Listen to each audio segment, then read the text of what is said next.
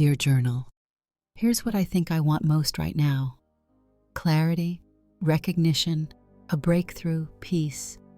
I want things to make sense, to feel like I'm not behind. I want to know that the work I'm doing on myself, on my dreams, is working. And honestly, sometimes I can't tell if I really want these things or if I just want relief. Relief from the doubt, from the pressure, from the constant loop of not there yet. My wants aren't bad, they're just loud.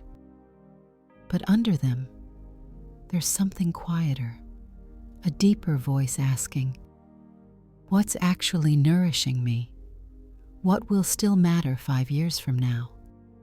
I'm starting this week by listening closer, not just to what I want, but to what might be beneath it. Thanks for listening.